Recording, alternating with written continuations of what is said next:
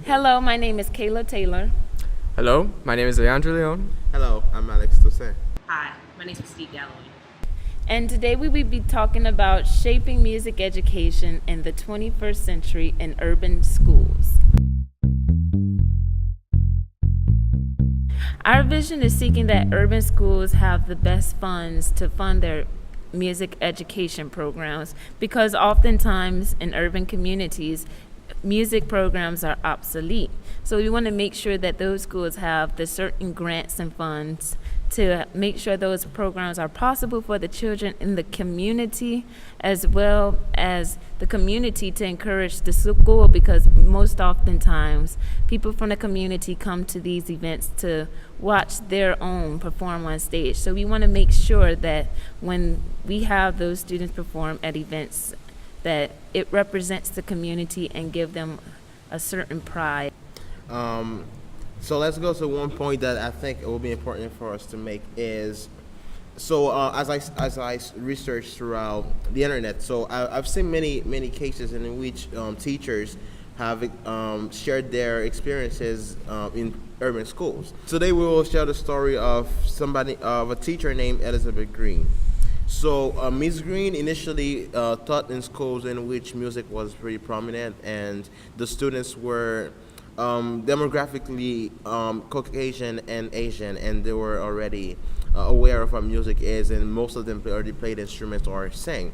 So when she switched over to the urban school, and she really had she really saw things differently, and she realized how drastically different these two worlds are. Yet it is the same country, and yet it is the same city, the same town, but the difference is drastic. So she felt it necessary to address this issue and make sure that both in urban schools and rural areas as well, that music is more prevalent, is that, and that the people are more aware of what music represent in these areas.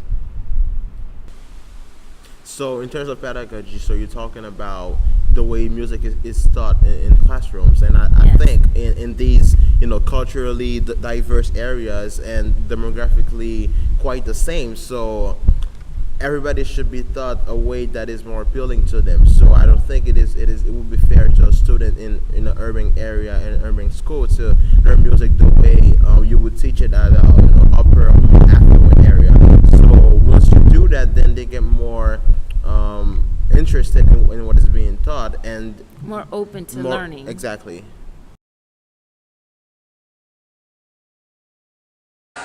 What do you think about the innovation of formal and informal learning in schools? A hybrid of both informal and formal would probably be best, because there are certain things that you won't be able to learn unless you're doing them in practice. With outside resources, there are a lot of things in the classroom that you won't be able to get.